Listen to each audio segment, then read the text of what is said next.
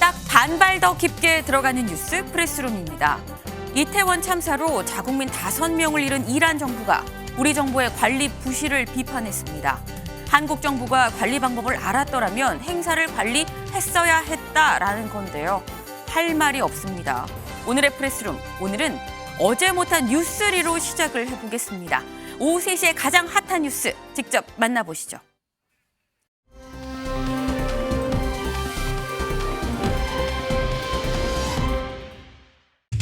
해병대 소속 20대 장병이 부대에서 숨진 채 발견된 사실이 뒤늦게 알려졌습니다. MBN 단독 취재 결과 해당 장병은 그제 새벽 경기 기포 해병대 이사단 생활관에서 숨진 채 발견됐는데요. 이 부대에 전입을 온 지 한 달 정도밖에 되지 않은 일병으로 따로 유서도 남기지 않은 것으로 전해지고 있습니다. 이 해병대는 현장 감식을 진행한 뒤 정확한 사망 경위를 조사하고 있습니다.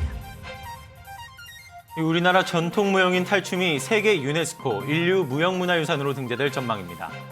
유네스코 무형유산 보호협약 정부간위원회 산하평가기구는 오늘 한국의 탈춤을 심사한 뒤 등재 권고 판정을 내렸습니다.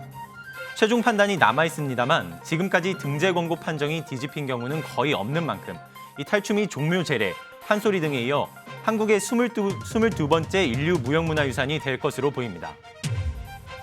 코로나19 재유행에 대한 우려가 커지고 있는 가운데 어제 신규 확진자 수가 한 달 만에 5만 명대로 급증했습니다. 오늘 0시 기준 확진자 수는 5만 8,300여 명으로 어제보다 3배 이상 늘어났는데 전문가들은 전파력이 강한 변이가 계속 등장하고 있다며 동절기 백신 접종을 당부했습니다.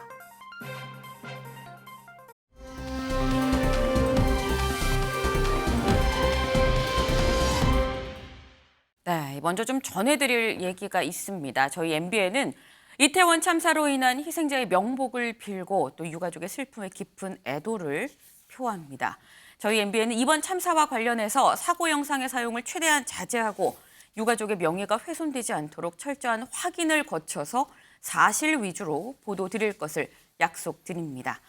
네, 오늘의 첫 번째 소식, 이 큐시트 회의로 좀 시작을 해야 되는데 오늘 본격적인 얘기를 좀 시작하기에 앞서서 좀 안타까운 소식을 전해드려야 될 것 같습니다.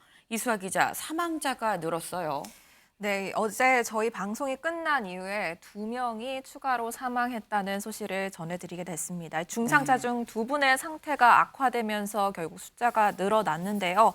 현재 전체 부상자 수를 말씀드리면 151명, 그리고 이 중에 중상자는 현재 29명입니다. 네. 어제 발표된 바에 따르면 여성 사망자가 98명, 그리고 남성 사망자는 56명으로 집계가 됐는데요. 네. 이 여성 사망자는 101명, 그리고 남성 사망자는 1명 줄어서 55명으로 다시 정정이 됐습니다. 왜 이렇게 됐는지에 대해서 좀 중대본에서 설명이 있었는데요. 네. 애초에 앞서 전달받은 경찰 자료에 착오가 있었다라는 설명이었습니다. 이 사망자 중 외국인은 모두 14개 국적에 현재까지 26명으로 집계 중입니다. 네, 지금 이 외국인도 14개국 26명이다라는 얘기를 같이 전했는데 보니까 이 외국인 사망자 중에서 미 하원 의원의 조카도 있는 것 같아요. 그렇습니다. 미국인 사망자 2명인데 이 중에 1명이 미 연방 하원의원의 조카인 걸로 알려졌습니다. 네. 켄터키대 간호대 학생으로 한국에 유학차 한 학기 동안 와 있었다고 하는데요. 네. 해당 의원이 신이 우리의 가족에게 준 선물이었다며 이 조카 딸의 비보를 알리는 성명을 올리면서 이 같은 사실이 알려졌습니다. 그렇군요. 아니 근데 또 얘기를 들어보니까 전날이 마침 또 생일이었다면서요. 맞습니다. 더 안타까운 소식은 이 기스케 씨가 사고 전날 SNS에 이 케이크 앞에서 웃고 있는 사진과 함께 한강에서 20번째 생일이라는 문구를 올린 것이 알려졌습니다. 네. 이날도 20살 생일을 축하하기 위해서 이태원 현장을 찾은 것으로 보이는데요. 이 게시글에는 지금 수백 개의 추모 댓글이 달리고 있다고 합니다. 그렇군요. 제가 미 하원 의원의 조카뿐만이 아니라 어제 전해드린 분들 중에서는 배우분도 있고 치어리더분도 있고 또 유명인뿐만 아니라 쌍둥이 형제인데 그중에 동생만 살아남은 참 안타까운 소식을 좀 저희가 전해드리긴 했었습니다. 참 가슴이 미어지는 사고다라는 말씀을 저희가 드리는데 경찰이 지금 이 참사의 원인을 수사를 하고 있습니다. 근데 얘기를 드리면서 이 경찰이 혹여나 밀어 하면서 고의로 이번 사고의 어떤 원인이 되는 이 원인을 제공한 사람이 있는지 그 부분도 좀 수사를 하고 있다라고 전해드렸는데 강재묵 기자, 그러니까 온라인상에서 밀어라고 좀 지목을 받았던 사람이 나는 아닙니다라고 먼저 얘기를 좀 하고 나섰어요. 네, 맞습니다. 이 사람들을 처음 밀기 시작한 사람이 이 푸피 머리띠를 한 남성이다라는 네. 내용이 이제 온라인 통해 제기된 바 있었습니다. 한 온라인 커뮤니티에서 시작된 내용인데요. 이 사고 당일 영상과 사진 등을 통해 이 특정 남성의 얼굴이 모자이크 처리도 없이 이 온라인상에 퍼진 겁니다. 이 해당 남성으로 지목된 A씨, 편의상 A씨라고 지칭을 한다면 네. 이 SNS를 통해 본인은 당시 그 자리에 있지 않았었다며 이 억울함을 직접 호소하기도 했습니다. 그러면서 그런가 하면 이제 직접 지하철 이용 내역을 보이는 등 네. 이번 사고와 무관하다는 설명 이제 이어갔는데요. 현재 경찰이 이번 사건의 원인이 될 만한 단초가 있었는지 이 고강도로 다방면으로 수사를 이어가는 중입니다. 이 사안이 사안이만큼 국민적 관심과 이 원인 규명 역시 뜨겁게 관심을 받겠지만 이 공식적인 수사 혹은 또 이게 발표가 있기 전으로는 이 특정인을 지목하는 것은 이제 또 다른 피해자, 2차 피해 같은 위험도 있기 때문에 최대한 조심하고 또 자중할 필요가 있을 것으로 보입니다. 네, 사실 범인으로 온라인상에서 지목이 됐던 남성이 아니 최초 신고가 10시 뭐 10몇 분에 왔는데 나는 이미 10시가 되기 전에 이태원역을 떠났다. 9시 55분에 이태원역을 떠났다라는 걸 직접 이 승차 내역을 또 증빙을 하면서 강하게 좀 반박을 했다는 얘기입니다. 근데 사실 이렇게 지금 이태원 참사 관련해서 굉장히 많은 얘기가 확인이 되지 않은 많은 얘기가 지금 떠돌고 있습니다. 그래서 저희가 오늘 이런 많은 어떻게 보면 좀 진실 공방이라고도 할 수 있을 것 같아요. 이런 부분을 좀 팩트 체크를 좀 해보려고 합니다. 네, 일단 저희 발제 소개가 오늘 좀 늦은 것 같아요. 네. 제목부터 말씀드리면 이태원 압사 참사 진실은입니다. 팩트체크 형식으로 진행을 해볼까 하는데요. 가장 먼저 알아볼 부분은 정말 정부는 압사를 예상 못했나라는 부분입니다. 경찰은 인파가 몰릴 것은 좀 예상을 했는데 이렇게 대규모 인명피해가 있을 것이라는 거는 생각을 못했다라고 발표한 바 있습니다. 하지만 사전에 이 안전사고 관련해서 우려가 이미 제기됐었다라는 보도가 나온 건데요. 네. 이 보면은 사건이 일어나기 전 이미 경찰이 이태원 인근 상인들과 함께 있는 자리에서 압사 사고 가능성을 서로 언급했다라는 얘기가 나왔습니다. 네. 이 전말을 보면 영산경찰서가요. 지난 13일서부터 이태원 상인들로 구성된 이태원 관광특구연합회와 업무 협약식을 맺고 계속해서 뭐 대형 행사나 이런 데에 대해서 네. 어떻게 대응할지 이런 주요 행사를 위한 업무 협약을 맺었습니다. 네. 그리고 지난 26일에는 관련 간담회도 가졌는데 네. 이 자리에 구청 관계자도 나와 있었다고 하고요. 네. 이 자리에서 뭐 역사 계단이나 인근에 인파가 몰릴 수 있다라는 우려가 제기됐다는 겁니다. 그렇다면은 사고 지점에 그 어떤 사고 가능성을 예상하고 있었다라는 얘기가 나오는 거죠. 네, 실제로 이 간담회에 참석했던 이태원 상인분 이야기를 좀 들어봤습니다. 네. 일단 이 회의는 아까 말씀하신 듯이 어떤 간담회를 통해 이루어졌다고 하지만 네. 일상적으로 이전에도 이루어졌다고 하는데요. 평소에도 코로나 시기에는 뭐 손소독제를 비치하라 뭐 네. 이런 식의 구체적인 지시사항이 내려오던 자리였다고 합니다. 헬로윈을 앞두고 특히 모인 이번 자리에서는 압사와 같은 구체적인 안전사고에 대한 위협성이 언급됐는지 제가 네. 한번 물어봤는데요. 네. 이 사람은 압사라는 단어가 직접 나왔는지 누가 먼저 안전사고에 대해 언급을 했는지는 정확하게 기억이 나지 않는다 이렇게 답변하면서도 사람들이 이렇게 많이 올지는 아무도 예상을 못했던 건 맞다 이렇게 덧붙였습니다. 좀 요약을 하자면 사람들이 이렇게 많이 몰릴지는 몰랐긴 한데 어쨌거나 안전대책을 또 딱히 모여서 뭔가 논의를 한 건 아니다라는 얘기인 것으로 보입니다. 그런데 보면은 지금 나오는 얘기가 일선 경찰에서도 지금 안전사고가 우려된다라는 이 내부 보고를 올렸다는 얘기가 있어요. 용산서에서 이 네. 정보과에서 안전사고 우려가 있다는 내용의 보고서를 윗선에 올렸다라는 얘기가 나오고 있습니다. 하지만 네. 이 같은 우려에도 이 언론이 이 참사 당일에 서울경찰청의 경비 운용 계획서를 좀 입수를 했거든요. 네. 그런데 이 내용을 보면 각종 집회 시위에는 경력이 배치됐는데 어디에도 뭐 이태원 아니면 헬로윈에 대한 언급이 없었다는 겁니다. 경력이 제대로 배치됐나라는 의심이 생기는 부분인데 네. 이 관련 내용이 전해지면서 서울경찰청에서 좀 공식 입장을 내놨습니다. 실제 용산서에서 관련 보고서를 제출한 적은 있다라고 이 부분을 인정을 했는데요. 네. 하지만 이 보고서 내용이 일반적으로 예상되는 인파 규모 그리고 문제를 제기했기 때문에 네. 따로 추가 조치는 하지 않았다라고 밝힌 겁니다. 출입 기자에게 조금 더 물어봤는데 이 통상적으로 일선서와 이런 보고서를 자주 주고받는다고 합니다. 그래서 이 중 하나에 불과하다라고 생각하는 취지로 설명했다는 말을 들을 수 있었습니다. 네. 뭐 일반적인 수준이라서 추가적인 조치를 하지 않은 거다라는 얘기인 건데 하지만 경찰도 이 헬로윈 이 사고가 발생한 것에 대해서는 좀 준비가 부족했다라는 건 인정을 하는 것 같은데요. 네, 이 정부 합동 브리핑에서도 관련 언급이 있었는데요. 이 경찰 당일 오후 6시로 이 신고가 한 차례 접수됐지만 일반적으로 용인 가능한 불편 정도의 신고였다는 설명이 먼저 있었습니다. 이후 오후 9시에 다다르면서 심각할 정도의 신고가 있었던 거로 보인다는 설명이었는데요. 네. 이와 관련해서 윤희근 청장 오늘 브리핑이 있었습니다. 브리핑 통해 112 신고를 처리하는 현장 대응이 미흡했다는 부분 인정하며 이 머리를 숙이는 모습 브리핑 중에 보이기도 했습니다. 여기에 더해서 이 참사가 일어나기 좀 1시간 전쯤에 네. 이 인터넷 방송을 하던 한 BJ가 직접 네. 파출소에 찾아가서 현장의 심각성을 오. 전했다라는 소식까지 전해지고 있습니다. 네. 이 BJ 본인이 소지품을 분실했대요. 인파에 밀려서. 아. 그래서 이걸 신고하러 파출소에 가면서 좀 현장 상황을 알렸는데 네. 이 경찰이 당시에는 우리가 인파가 많아서 우리도 좀 접근하기 어렵다, 들어가기 어렵다라는 반응을 보였다고 전해지고 있습니다. 네. 윤영걸 대표님. 네. 지금 정황을 좀 살펴보면 어쨌거나 경찰도 이 인파가 헬로윈 행사에 굉장히 모일 거다라는 거는 알긴 알았던 것 같아요. 뭐 얼마나 많이인지까지는 모르지만.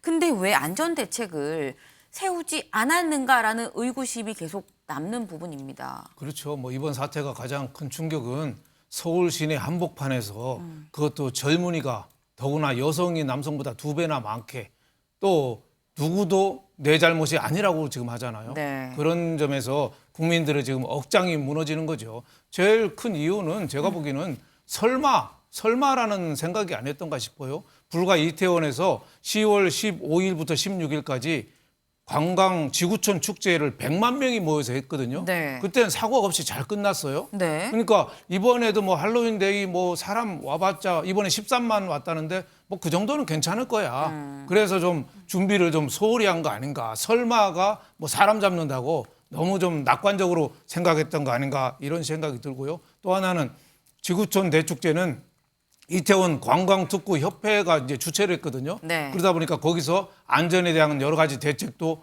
그 경찰이나 구청하고 상의를 했는데 이번엔 또 주최 측이 없었던 거예요. 그러니까 경찰이나 구청이 주최 측이 없어도 좀 적극적으로 선제적으로 그 예방적으로 좀 했어야 되는데 주최 측이 없다는 이유로 서로 팔짱을 낀 거죠. 네. 그리고 또 구청하고 경찰이 서로 네 책임이야 하고서 팔짱 끼고 서로 상대방이 해주기를 기다리다가 이런 사태가 난 거 아닌가 이런 생각이 좀 듭니다. 네, 지금 설마가 사람을 잡았다. 모두의 책임은 어느 누구의 책임도 아니다라는 게 지금 이번 사태의 어떤 원인이라는 말씀을 좀 해주신 것 같습니다.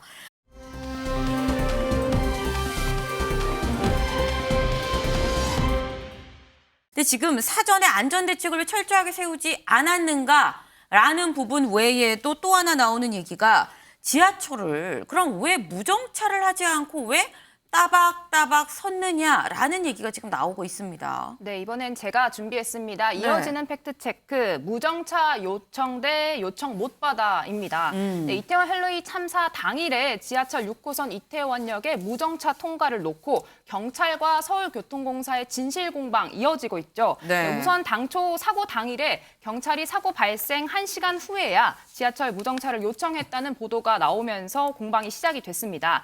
여기에 대응이 늦어졌다는 논란이 불거지자 경찰 측은 사고 발생 직전인 오후 9시 38분에 네. 먼저 무정차 요청을 했지만 공사가 이를 받아들이지 않았다. 네. 이렇게 해명을 했었습니다. 여기에 공사 측이 다시 경찰이 최초 무정차 요청을 한 시각은 정확히 오후 11시 11분이다. 9시 반이 아니라는 거죠. 네. 오후 9시 반은 역작 역장이 경찰에게 승강장이 포화 상태니 외부 유입 승객을 좀 막아달라. 역장이 경찰에 요청했다. 우리가 오히려 했다. 맞습니다. 그런 식으로 반박을 했습니다. 네. 여기에 경찰은 어제에 이어 오늘도 이 무정차 요청 시각에 대해서 반박을 이어갔는데요. 네. 9시 38분과 11시 11분 두 번의 통화 모두 경찰이 무정차 통과를 요청했다는 겁니다. 네. 듣고 오시죠.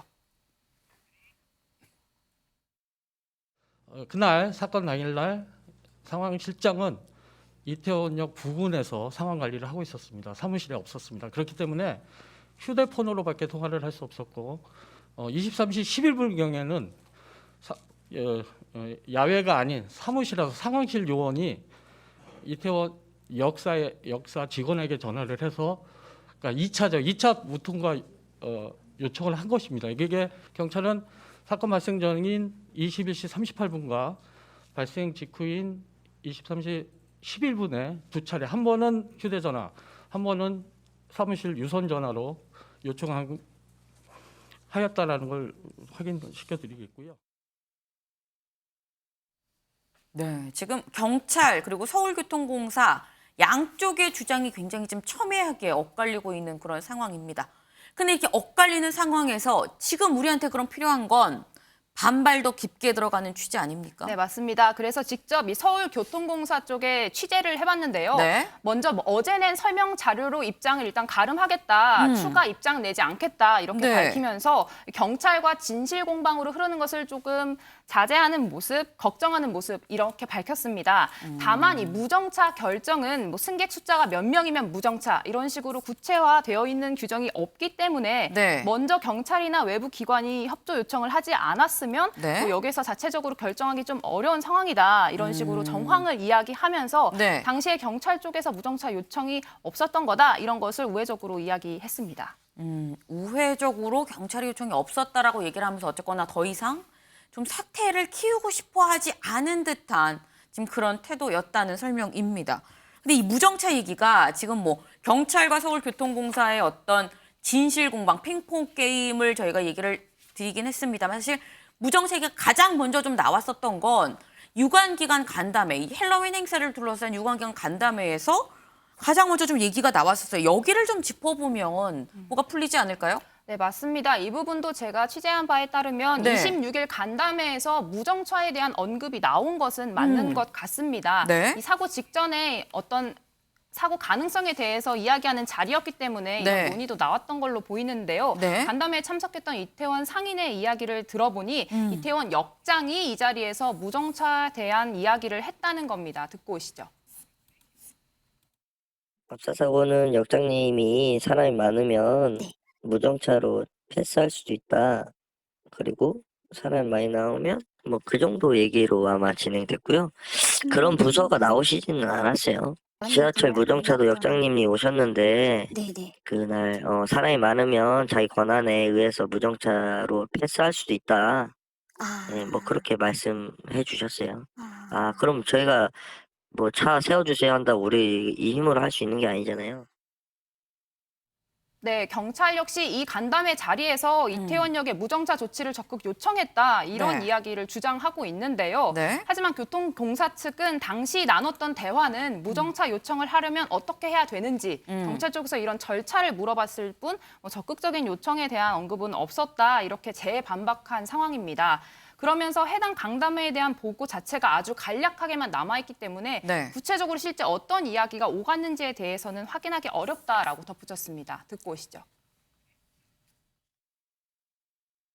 보고된 게 딱 3줄이에요. 그래서 구체적인 내용은 전해드린 바는 없고, 네. 당시 상황보고상에, 네. 당시 그 축제, 기간별 네, 협의를 네. 26일 날 15시 했고, 네네. 그때 이제 참여 기관들이 뭐 경찰 영상교류장소, 영상구청, 상인 이태원 관광특구협회, 그리고 저희 역장님 이렇게 네. 됐고, 내용들은 네네. 할로윈 축제 관련해서 시민 안전수송 대응 협의했다 이 정도밖에 없어요. 네, 결국 이 간담회 자리에서 누가 무슨 조치를 하겠다, 어떤 위급 상황이 발생하면 어떤 식으로 대응하겠다 이런 네. 구체적인 논의는 이루어지지 않았던 것으로 보입니다. 네. 지금 무정차에 대해서 뭐 명확하게 얘기를 하지 않은 상황입니다. 간담회에서는 일단. 그리고 뭐 양쪽에서 얘기도 지금 서울교통공사 쪽에서는 뭐 더 이상의 더 큰 진실 공방으로 흐르길 원치 않는다라는 게 지금 입장이 될 텐데 윤경호 위원님. 진실을 밝히는 게 양쪽 다 좀 좋을 게 없다라는 생각인 것 같기도 한데 결국은 경찰 수사가 들어갈 수밖에 없는 부분 아닐까요? 왜 무정차 결정을 하지 않았느냐 이런 얘기 할 거면 왜 그 당시에 이태원 도로에 차량 통제는 또 왜 안 했느냐. 네. 경찰 폴리스 라인을 설치하고 문제가 된 해밀턴 호텔 옆 길을 일방 통행 조치를 왜 안 했느냐. 이런 얘기들이 꼬리를 물고 나오겠죠. 네. 왜?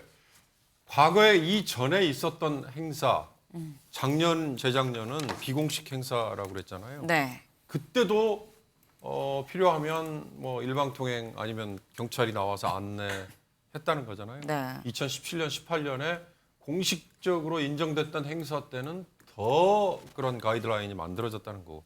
그러니까 이미 이렇게 다수가 모이는 할로윈 축제 이태원에서 열렸을 때는 아 이렇게 하면 이게 안전에 도움이 되더라라는 게 이런 게 매뉴얼 아니에요?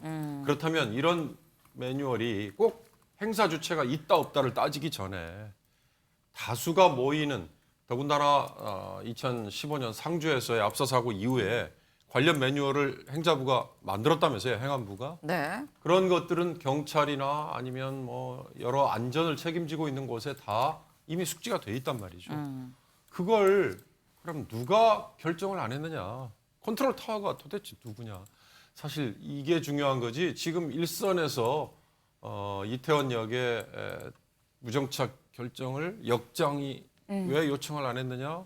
그다음에 상인들은 왜 입 닫고 있었느냐? 아니면 현장의 경찰들은 왜 112 신고를 받고도 대응이 늦었느냐?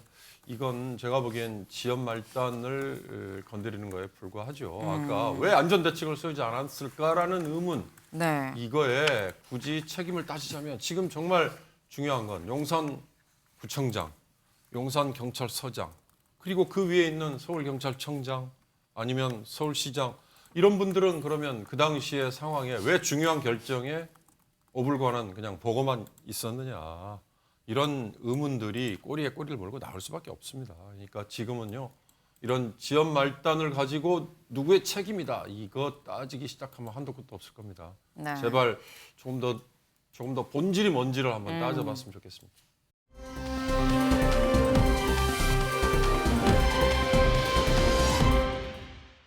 네, 지금 윤경호 위원님의 말씀 중에 매뉴얼이 나왔습니다. 저희가 이 앞서서 안전대책을 세웠던 거냐, 이렇게 압사 상황을 예상을 했었는지, 그리고 지하철 무정차는 과연 고려를 했었던 거냐, 이 누가 요청을 했느냐, 언제 했느냐, 이 얘기를 좀 짚어봤는데 이 모든 게 없었다라고 한들 상황이 발생하고 압사 사고 현장에서 매뉴얼이 있었더라면 그럼 괜찮지 않았겠느냐라는 또 의문이 들기도 합니다. 강재묵 기자. 네, 그래서 제가 마지막으로 준비해봤습니다. 이 팩트체크 내용이 압사 매뉴얼 있다 없다입니다. 이 사고 직후부터 압사에 관한 매뉴얼이 있는 건지 얘기가 많이 오간 바 있었는데요. 네. 이 경찰 측은 먼저 어제 이번 이태원 참사처럼 주최 측이 없는 다중인파 사건에는 대응 매뉴얼이 없다 밝힌 바 있습니다. 먼저 듣고 오시겠습니다. 현재 그 주최 측이 없는 다중이 그 운집이 예상되는 그런 상황에 대해서는 뭐 그 대비 매뉴얼이 별도로 있는 것은 없다고 저는 알고 있습니다. 다만 이번 그 할로윈 축제는 그 이태원에서의 그 많은 사람들이 모일 것으로 예상을 했기 때문에 예년보다 더 많은 그 경찰력을 투입을 해서 대비했던 것으로 이렇게 저는 알고 있습니다. 네, 하지만 전문가들 이 매뉴얼이 없는 게 아니라 제대로 활용을 못한 것이 문제다라는 지적도 있습니다. 이 한 언론 인터뷰 통해 이 권설아 재난안전혁신센터장, 이 소방청서 2006년으로 만든 매뉴얼이 있었다는 설명이 있었는데요. 네. 2006년에는 이 롯데월드 압사 사고가 있었죠. 이 직후로 이 소방청이 공연, 행사장 안전 매뉴얼을 만들었는데 네. 이 동선을 관리해서 인파를 분산한다거나 이 좁은 공간에 운집한 것을 금지한다. 또 안전요원 배치한다와 같은 내용이 담겨 있습니다. 하지만 이 역시도 행사 주최자가 없으면 발동이 안 되도록 되어 있습니다.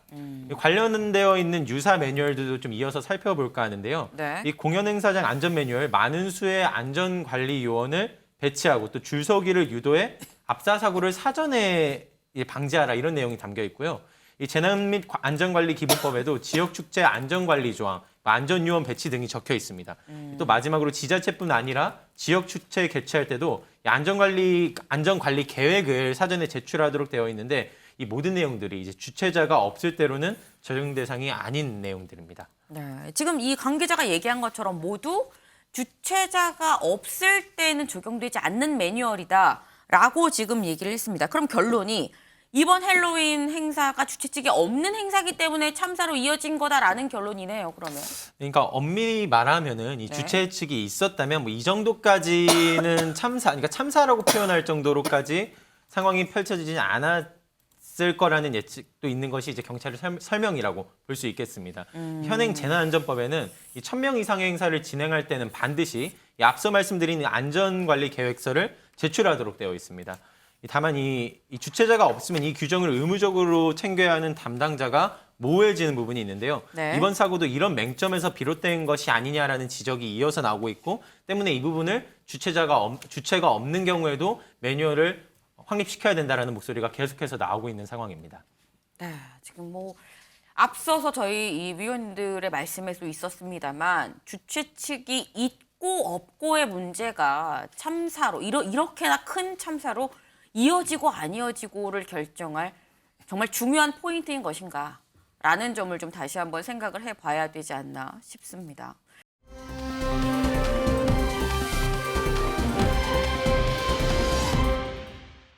다음 소식으로 좀 넘어가 보겠습니다. 다음 이수아 기자가 준비했죠. 네, 두 번째 아이템 제목은요. 이상민 장관 국민께 심심한 사과입니다. 네. 이 이상민 행방부 장관 미리 경력을 배치한다고 이게 해결될 일이 아니었다. 면피성 발언으로 굉장히 논란이 됐었는데 조금 전인 오후 2시에 이 국회에서 열린 행안위 전체 회의에 참석을 했습니다. 그러면서 사과 취지의 발언을 했는데요. 이 문제가 됐던 발언 그리고 오늘 사과 모습까지 저희가 영상으로 준비해봤습니다. 특별히 우려할 정도로 많은 인파가 모였던 것은 아니고 통상과 달리 경찰이나 소방 인력이 미리 배치함으로써 해결될 수 있었던 문제는 아니었던 것으로 지금 파악을 하고 있고요. 경찰의 정확한 사고 원인이 나오기 전까지는 섣부른 예측이나 추측이나 선동성 정치적 주장을 해서는 안 된다는 그런 취지입니다.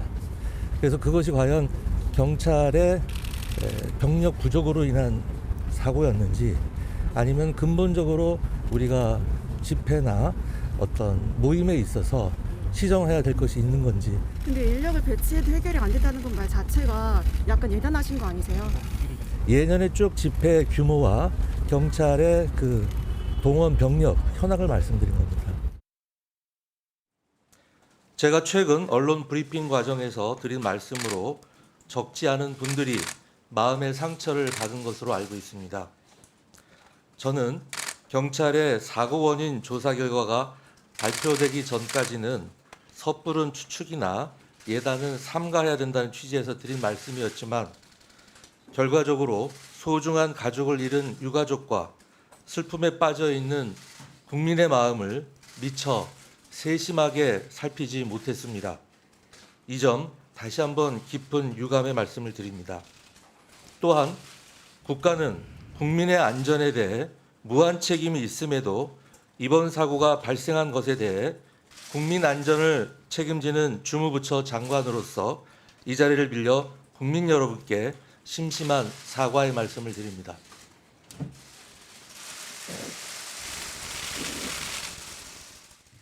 네, 이 영상을 보시면 어제까지는 좀 방어적인 발언을 이어가다가 오늘 국회에서는 어쨌든 사과라는 단어를 꺼냈습니다. 발언에 상처받은 분들께 깊은 유감이다. 그리고 이어서 이 사건 발생에 대해서 주무부처 장관으로서 사과드린다라고 했는데 사실 이 글만 놓고 보자면 이게 발언 논란에 대한 사과인지 사건 발생에 대한 사과인지 명확한 부분은 아닌 것 같습니다. 네, 윤영걸 대표님. 예. 이수아 기자 말처럼 좀 명확하지 않은 것 같다라는 얘기도 있습니다. 어떻게 보세요? 이거 사과로 봐야 되는 걸까요? 뭐 두루뭉술하게 좀 사과를 한 거 아닌가 싶어요. 그러니까 며칠 전에 그 얘기를 했잖아요. 예년과 비교할 때 특별히 우려할 정도는 아니었다. 네. 이런 식으로 좀 책임 회피하는 식의 발언을 했어요. 국민들이 지금 묻고 있는 건 뭐예요? 국가는 어디에 있는가?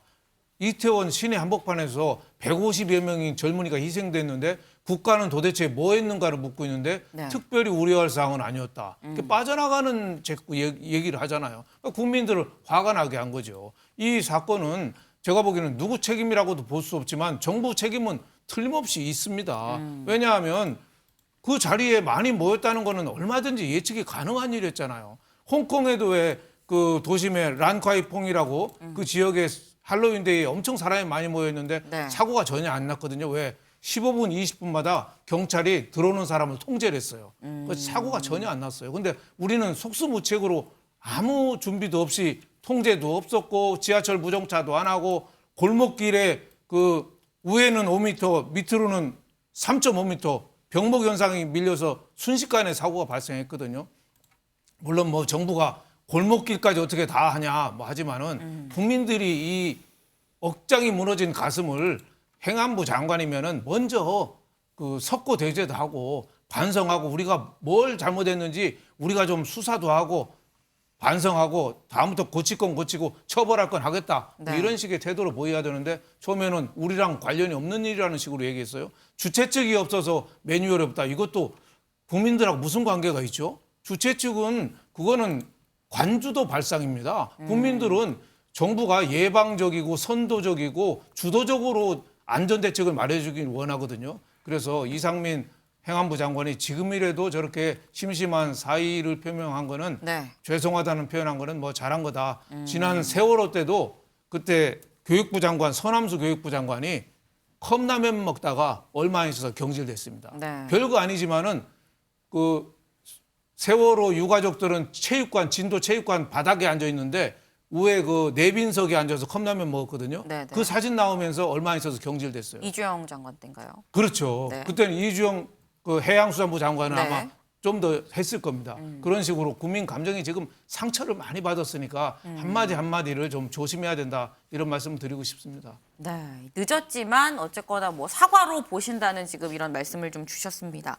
그런데 보니까 이 오늘 행안위에서 지금 질의가 없었습니다. 현안 보고만 지금 받은 상황이에요. 그런데 민지숙 기자, 사실 평소 같으면 야당에선 굉장히 또 거세고 날카롭게 좀 질의를 했을 상황 아닙니까? 맞습니다. 실제로 야당 의원들 준비도 많이 했던 것으로 알려졌는데 네. 이 사안의 엄중함을 고려해 일단 최소 인원만 오늘 보고회의에 참석한 채로 진행을 했습니다.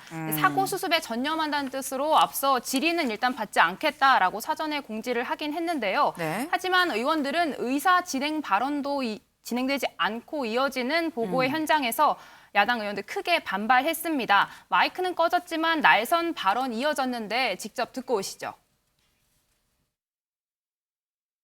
현안 보고를 시작하겠습니다.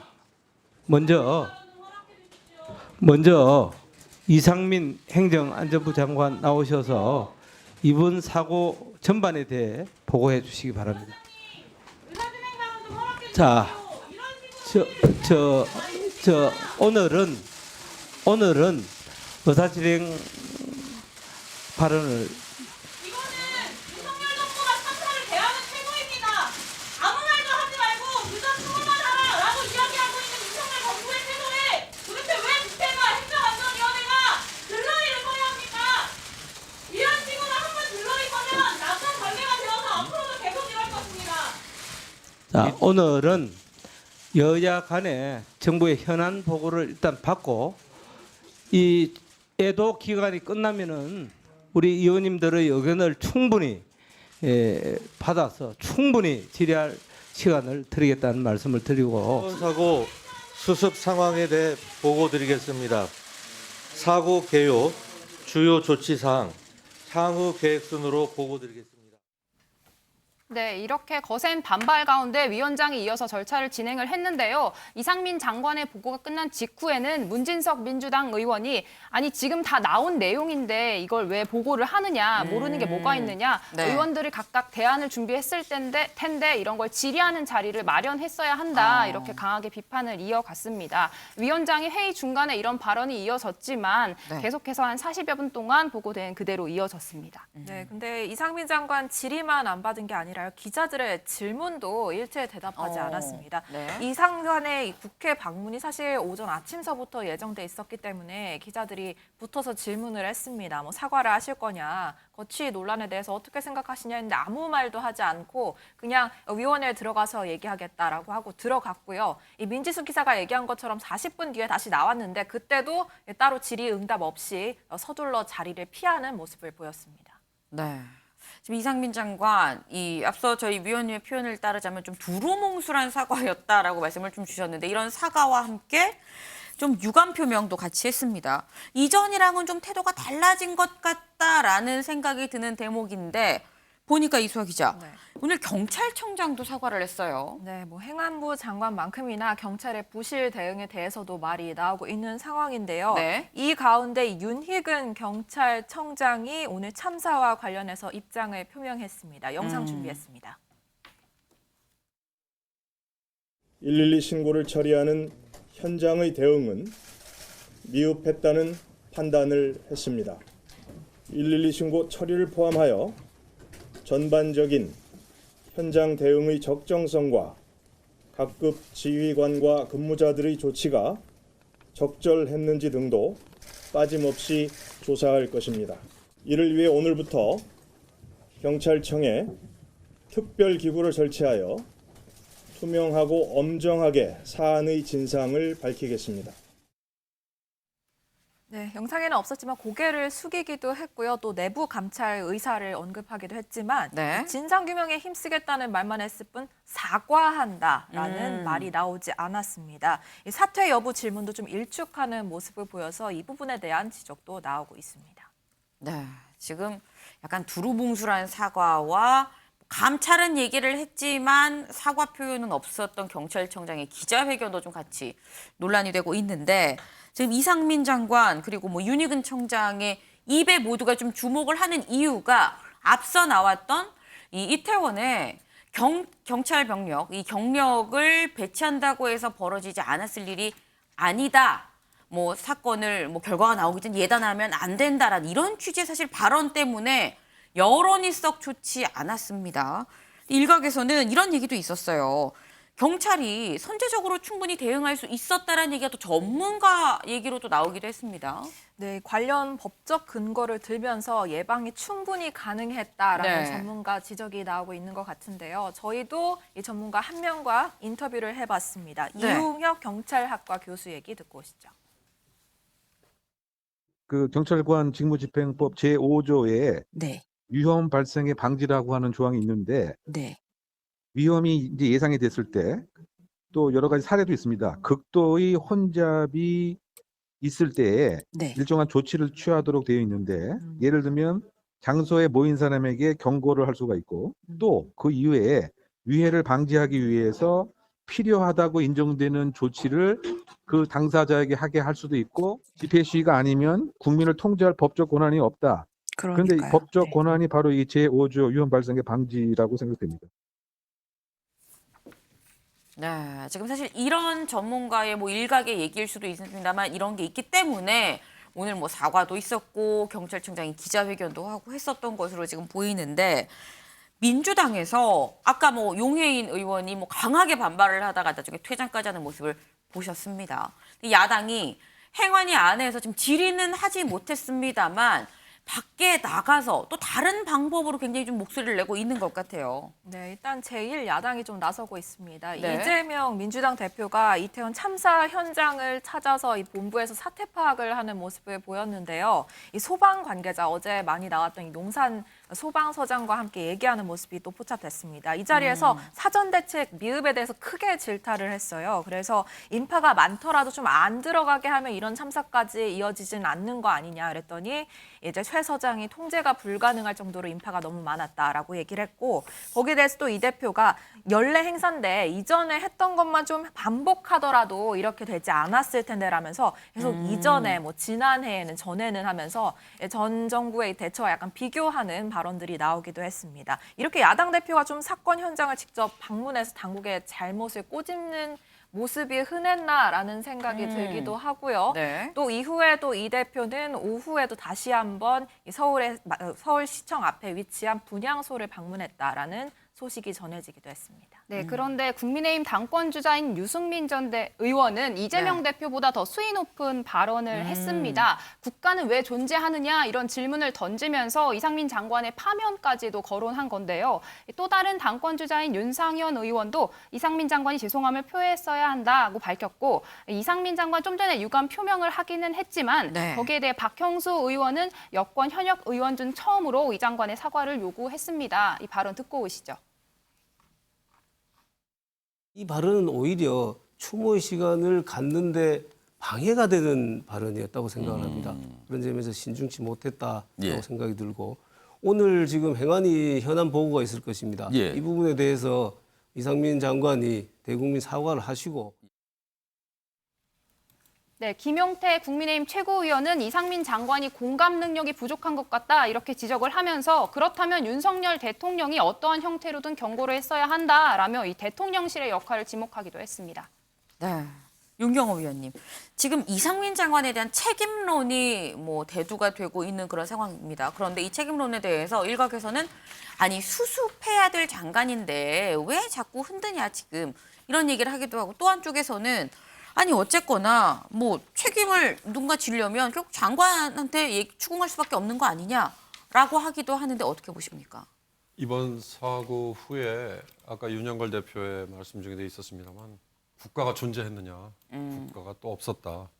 월요일자 신문 중에 사고를 전하는 일면 톱 제목에 어느 신문에 압사당한 청춘들, 국가는 또 없었다라는 가장 우리에게 와닿는 제목이었어요. 국가가 없었다. 이게 무슨 말일까를 한번 잘 생각해 볼 필요가 있습니다. 다중이 공개된 장소에 저렇게 많이 수천 명이 이상이 모였는데 공공의 질서 유지에 누가 책임을 가지고 있죠? 주최 측? 그 주최 측이 뭐가 그렇게 중요합니까?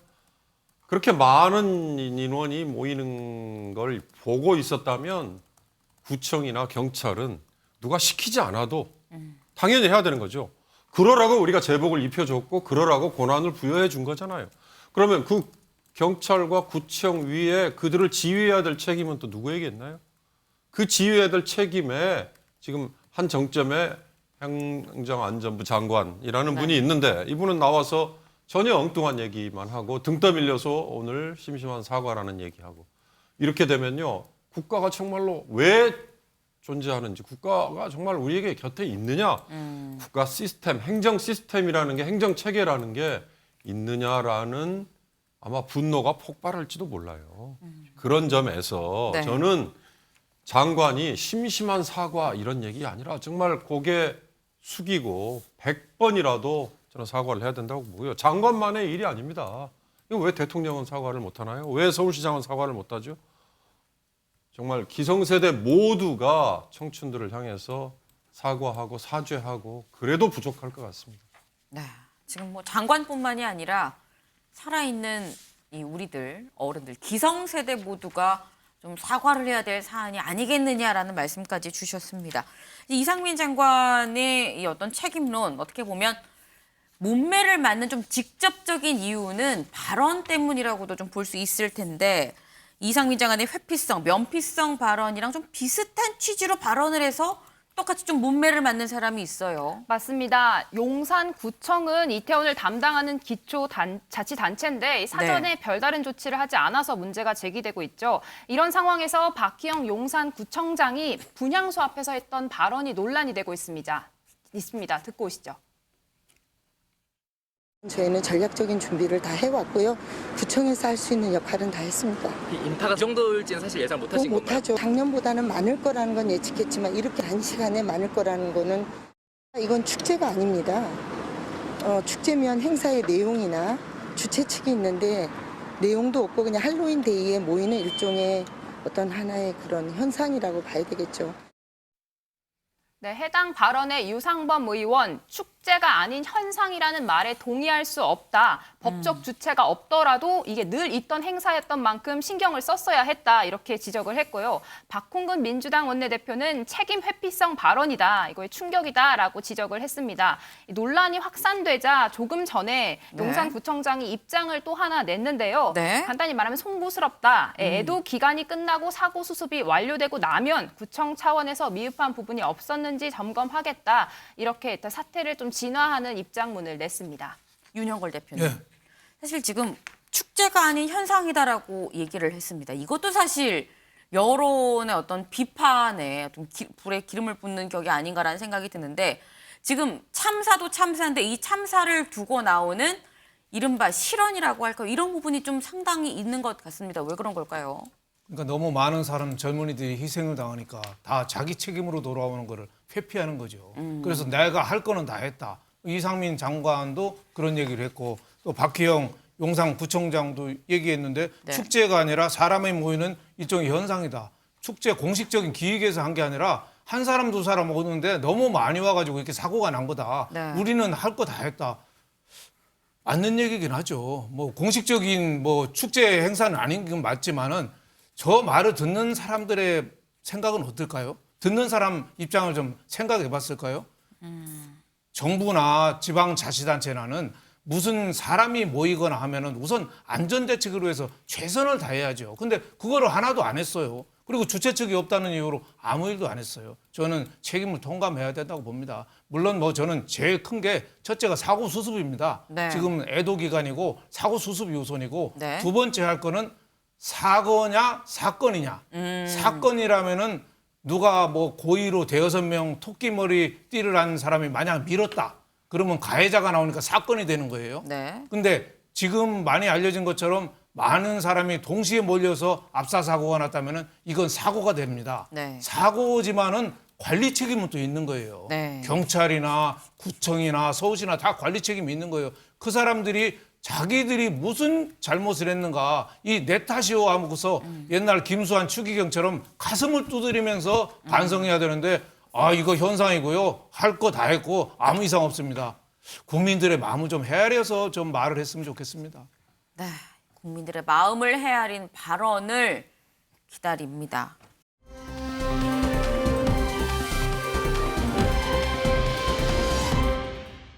다음 소식 강재묵 기자가 준비했죠. 네, 마지막 아이템 제가 준비했습니다. 이 매몰 사고 일주일째 생사 확인 아직입니다.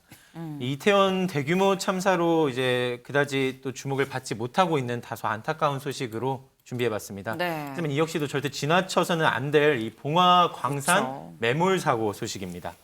이 지난달 26일인데요. 이 오후 6시쯤으로 이 경북 봉화군에 있는 아영광산 수직갱도에서 이 토사가 쏟아지면서 갱도가 매몰되는 사고가 발생했습니다. 네. 이 50대 노동자와 60대 노동자 총 2명이 고립돼 있고요. 이 광부 2명의 생사가 여전히 확인되지 않고 있는 상황입니다. 이 지하 190m 지점에서 작업하던 중 토사가 매몰된 것으로 파악되고 있고요. 이 당시 갱도 내부로 레일을 설치하는 작업이 진행 중이었는데 총 7명의 광부가 작업을 진행하고 있었습니다. 네. 다만 이 가운데 2명은 30m 지점에서 이제 작업을 하고 있었던 이유로 이상 징후를 직접 느끼고 먼저 네. 탈출할 수 있었고요. 이 또 다른 3명 역시 중간 지점에 있었지만 역시 갱도에 갇혀 있다가 이 업체 자체 구조로 빠져나온 바 있습니다. 네. 다만 이 나머지 2명이 일주일이 지났는데도 여전히 이제 생사 확인도 안 될 정도로 이제 구조 작업이 어려움을 겪고 있는 그런 사고입니다. 이 구조 작업에 어려움을 겪는 것은 아무래도 이제 광산의 구조적인 특성 때문일 텐데요. 네. 이 제1수직갱도 지하 46m 지점에 아까 190m라고 말씀드렸는데 네. 그보다 좀 더 위쪽에 있는 46m 지점에서 이 900톤 가량의 토사가 갱도 아래로 쏟아진 것입니다. 수직이라는 표현 그대로 이게 한번 무너지면은 네. 이 무너진 지점부터 그 아래 지점까지 전부 다 막혀버리는 완전 거거든요. 매몰되는 거죠. 완전 매몰되는 거기 때문에 그 길을 또 이제 또 뚫어야 되고 또 찾아야 되는 이 모든 과정들이 남아 있는 것. 때문에 이제 좀 어려움을 겪고 있는 그런 상황입니다. 지금 수직 구조라서 더더욱 좀 어려움을 겪고 있다라는 설명입니다. 하지만 그럼에도 불구하고 어쨌거나 어떤 상황에서도 또 구조는 해야 되는 거거든요. 근데 그렇다고 한다면 지금 구조가 어느 정도 좀 진행이 되고 있는 걸까라는 궁금증이 드는데요. 저희가 또 이 내용을 좀 설명드리기 위해 그림 자료와 함께 좀 말씀을 드리려고 네. 하는데요. 일단 이 광산에는 제1수직갱도와 제2수직갱도가 있습니다. 네. 이 제1수직갱도, 이 토사로 인해 진입로가 막혔다고 방금 말씀드렸죠. 네. 이 막힌 만큼 그 다른 이 제2수직갱도를 이용해 이 구조 작업을 진행을 해야 되는데요. 네. 이 제2수직갱도 같은 경우는 이 수십 년간 그간 이용되지 않아 왔었던 터라 네. 이 갱도에 암석과 토사가 뒤섞여 있어 진입에 장애가 이 어려움이 많은 상황입니다. 네. 때문에 이곳을 또 이제 진로를 확보해야 되는 작업 역시 필요한 상황이고요. 네. 이곳 제2갱도를 통해 수직으로 140m 가량 내려간 뒤 다시 제1갱도 방면으로 이 수평으로 또 네. 130m를 이동해야 되는 상황입니다. 그림 보시면서도 느끼시겠지만 다소 좀 복잡한 상황인데요. 네. 이 길을 뚫는 과정이 목적이고 또 동시에 이 과정에 이제 난항이 있는 중인데 이 땅속을 뚫는 작업, 이 시추 작업이 이제 어제까지로 또 1차 작업이 진행됐는데 네. 결론부터 말씀드리면 안타깝게도 1차 작업은 실패했습니다. 아이고. 이 구조당국이 이제 32시간 동안 지름 76mm의 크기의 배관 구멍을 이제 잘못된 지점에 뚫었다며 네. 이제 새로운 좌표를 찾아 다시 시추한다고 밝힌 상태입니다. 이 당국은 암석 등 변수로 인해 오차 범위 없이 정확히 수직으로 뚫지가 않았다는 설명인데요. 이후 오늘 오전으로도 진행 과정 이 브리핑 통해 설명이 있었습니다. 이 내용은 직접 확인해 보시겠습니다.